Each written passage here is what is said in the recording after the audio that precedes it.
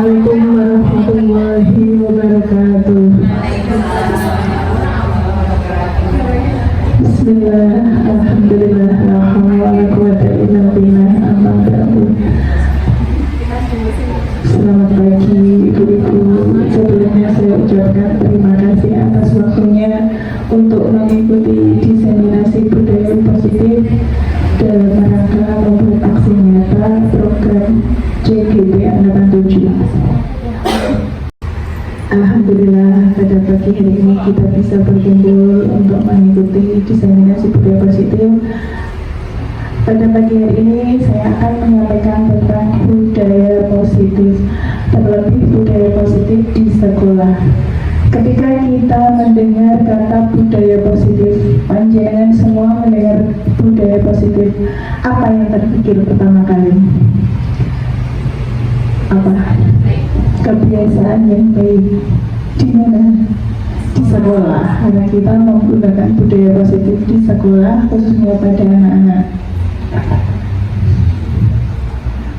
Budaya positif meliputi 6 hal, yaitu perubahan paradigma stimulus, konsep disiplin positif, keyakinan kelas, pemenuhan 5 kebutuhan dasar, 5 posisi kontrol, dan segitiga restitusi. Perubahan paradigma stimulus. Perubahan paradigma yaitu perubahan atau pergeseran paradigma didefinisikan sebagai perubahan penting yang terjadi ketika cara berpikir yang biasa tentang atau melakukan sesuatu diganti dengan cara yang baru dan berbeda, menurut Karl Thomas 1962. Jadi untuk menuju sebuah budaya positif, kita harus bisa mengikuti sebuah perubahan atau pergeseran paradigma dengan cara berpikir yang mau berubah. Jangan semata-mata stuck di situ saja. Ketika kita ada perubahan, kita harus bisa menerima perubahan tersebut. Yang kedua, konsep disiplin positif. Disiplin positif merupakan pendekatan mendidik anak untuk melakukan kontrol diri dan membentukkan kepercayaan diri.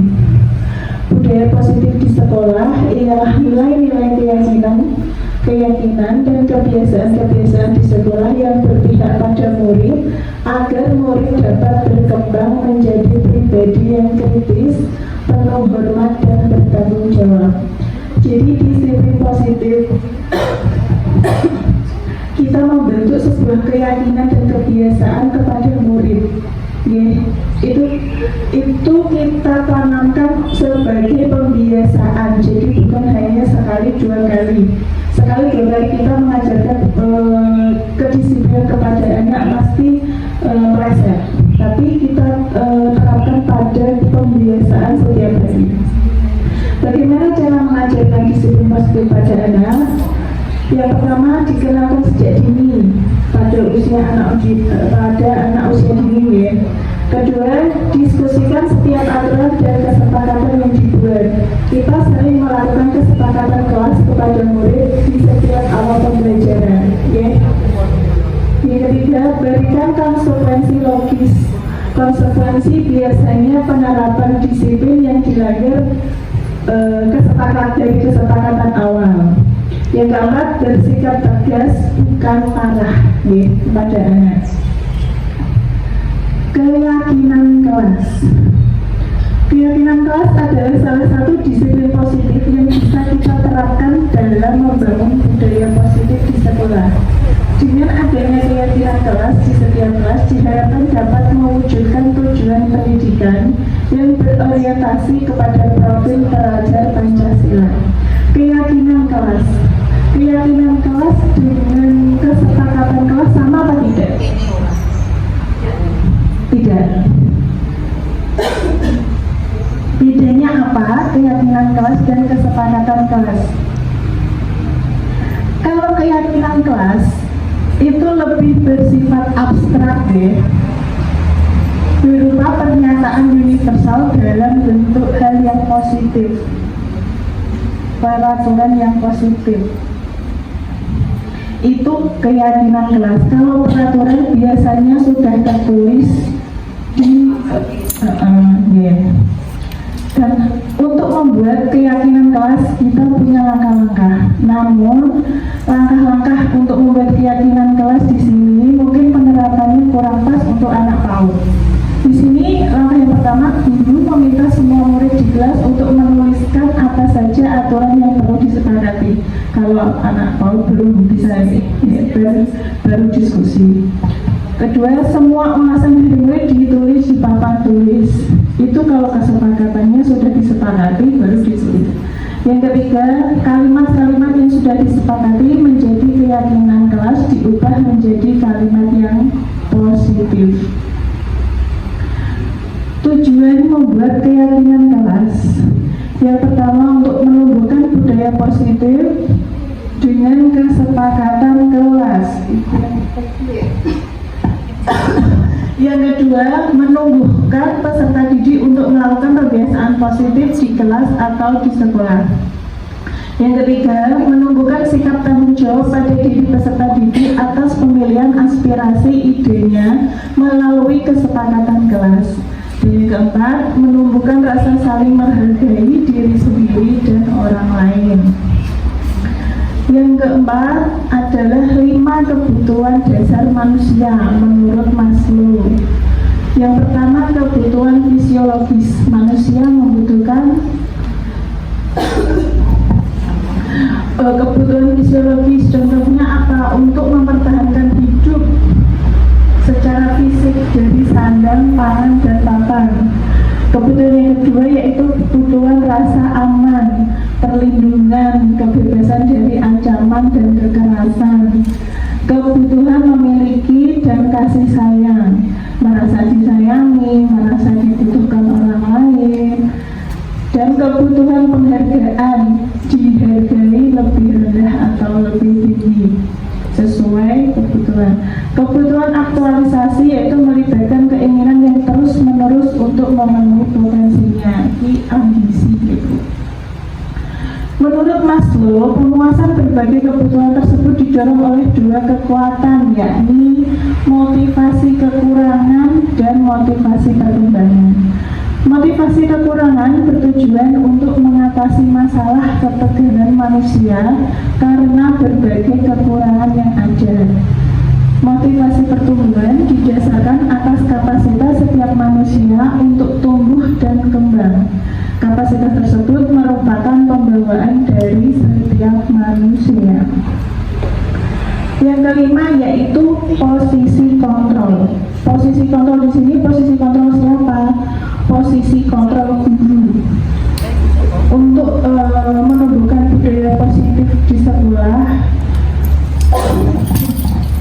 Hal yang kelima yaitu posisi kontrol guru sebagai penghukum, sebagai pembuat rasa bersalah, sebagai teman, sebagai pemantau, dan sebagai manajer.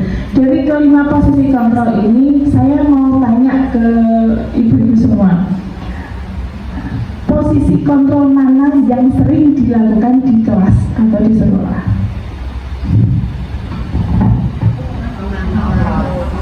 Pemantau, teman. Sekarang tak jelaskan dulu. Penghukum.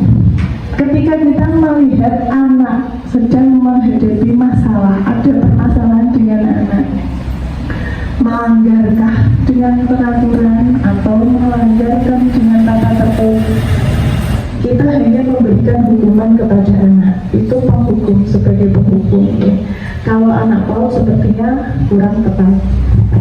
Pembuat rasa bersalah, ini agak saya sering masih menggunakan dan sebenarnya itu kurang baik. Pembuat rasa bersalah itu mungkin ada kedekatan dengan anak. Contoh, kamu nggak kasihan sama Bu Guru toh? Sudah dijelaskan panjang lebar, kok ngomong dewi, ribut dewi. Ya. Kalau anak yang terasa, saya betul, anak itu merasa bersalah, sedih, kebawa sampai ke rumah gak doyan makan, perutnya sampai sakit. Akhirnya aku ditakut ibu, kemarin kok katanya ditanya polis gini sampai gak doyan makan. Waduh, berarti aku salah. Tapi ada baiknya, karena anak itu besoknya nggak mengulangi lagi. Cuma itu kurang efektif untuk anak, karena dampaknya kalau yang psikologinya nggak kuat ke bawah sampai rumah, sampai nggak doyan makan, sampai sakit, panas, geng. Teman, sebagai teman, kita mungkin sebagai guru, untuk guru Paulus sendiri menangani anak-anak, jadikan anak-anak itu teman kita. Tetapi untuk anak usia-usia tertentu mungkin akan merasa lebih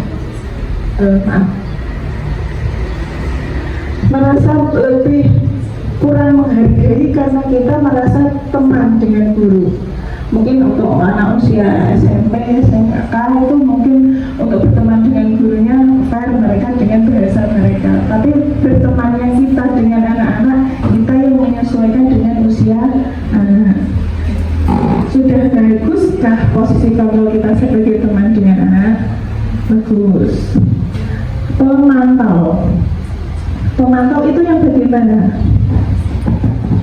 Kalau pemantau itu lebih ke gurunya hanya sekedar tahu saja, tapi tidak mau memberikan tindak lanjut. Untuk laporan, yuk mendelai, sekedar dilapori menang dia mati tok. Iku tugasnya guriku ya wis selesai guriku. Kan tidak begitu nggih.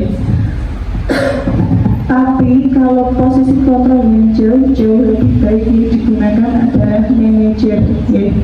Manajer itu memegang semuanya, memanage permasalahan. Otomatis guru itu rasa ingin tahunya besar. Kenapa kok sampai seperti ini? Dan solusinya harus seperti apa? Itu dipegang oleh posisi kontrol manajer. Ya. Jadi posisi kontrol yang lebih baik digunakan yaitu teman dan manajer. Ya. Walaupun saya sendiri kadang masih menggunakan pembuat rasa bersalah, itu masih sering. Karena saya awalnya niatnya hanya ingin menyentuh perasaan anak. Ya Allah Mbak, tadi kamu dikasih uang saku, ditumbas ke jajan ibu, diantar ke sekolah, sampai sekolah tidak mau belajar, tidak mau merhatikan, kasihan ibu. Akhirnya anak itu diem mikir, merasa bersalah, ya. Ternyata itu kurang baik. Yang berikutnya yaitu segitiga restitusi. Segitiga restitusi adalah proses menciptakan kondisi bagi murid-murid untuk memperbaiki kesalahannya, sehingga karakter mereka lebih kuat ketika kembali pada kelompoknya. Langkah-langkah segitiga restitusi yaitu yang pertama, menstabilkan identitas, yang kedua, validasi tindakan yang salah, dan yang ketiga, menanyakan keyakinan. Segitiga restitusi itu apa? Seperti ini, Bu. Nah, ada 3, ya. Menanyakan keyakinan, menstabilkan identitas, dan validasi tindakan yang salah. Pertama, validasi tindakan yang salah. Ketika anak melakukan tindakan yang salah, yang pertama kita menanyakan anak itu tahu tidak kesalahannya. Ya, yang pertama itu. Dalam posisi kontrol manager tadi, kita bisa menggunakan segitiga restitusi ini, ya Bu. Validasi tindakan yang salah. Pertama kita menanyakan alasan mengapa anak itu melakukan kesalahan itu, dan menstabilkan identitas. Alasannya tadi apa? Untuk apa? Karena kamu bukan satu-satunya yang pernah melakukan ini. Berarti itu hal wajar yang dilakukan. Dan yang terakhir, menanyakan keyakinan kelas untuk menanyakan kepada anak keyakinan kelas yang pernah dibuat sebelumnya. Di sini saya ada contoh penerapan segitiga restitusi, ya.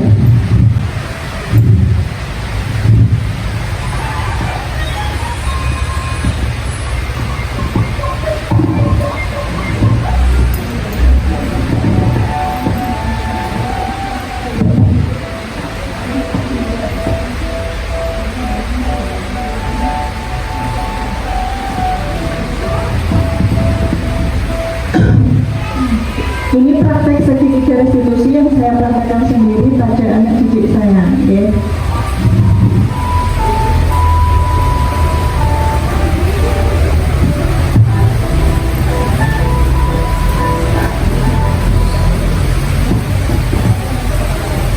Pada kasus 1, pada jam istirahat, anak-anak bermain Lego bersama. Namun saat selesai main, Akila tidak mau merapikan mainannya kembali, malah makan jajan. Ya. Di sini 3 langkahnya menstabilkan identitas, karena kamu bukan satu-satunya yang pernah melakukan ini. Kita bertanya kepada Mbak Akila apa yang terjadi tadi. Mbak Akila tadi pas istirahat, tulis Mbak Akila main Lego ya. Nah, di sini nanti ada percakapan langsung.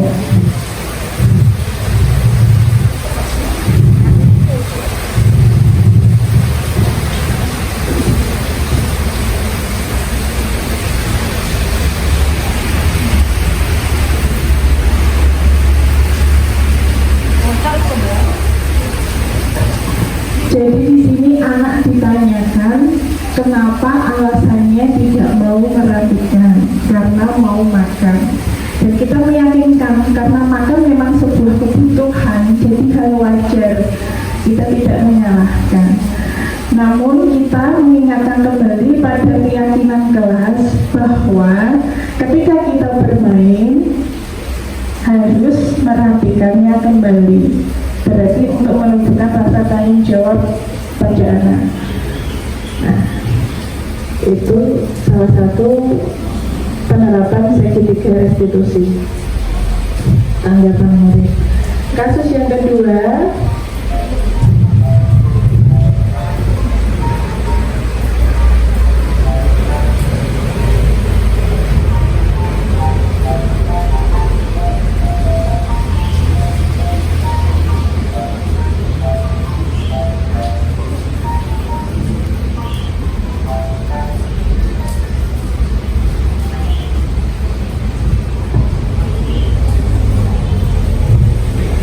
Mbak Rara tadi membuang sampah sembarangan. Ketika ditanya Bulis, kenapa membuang sampah sembarangan? Karena buru-buru mau bermain. Karena bermain juga sebuah kebutuhan, jadi wajar anak-anak melupakan kewajibannya. Namun kita kembalikan anak untuk mengingat keyakinan kelas yang sudah dibuat. Lebih keyakinan sekolah deh untuk membuang sampah pada tempatnya.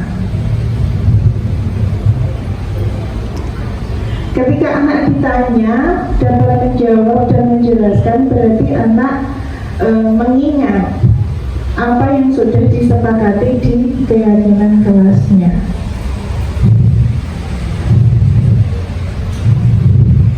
Ya.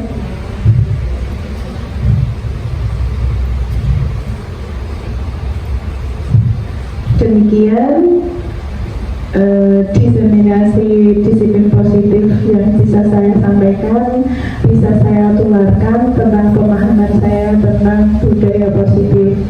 Ada pertanyaan Bu? Hanya sekedar sharing, tambah wawasan ya. Benar?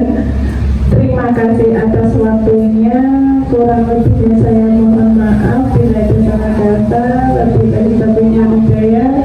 Assalamualaikum warahmatullahi wabarakatuh. Terima kasih.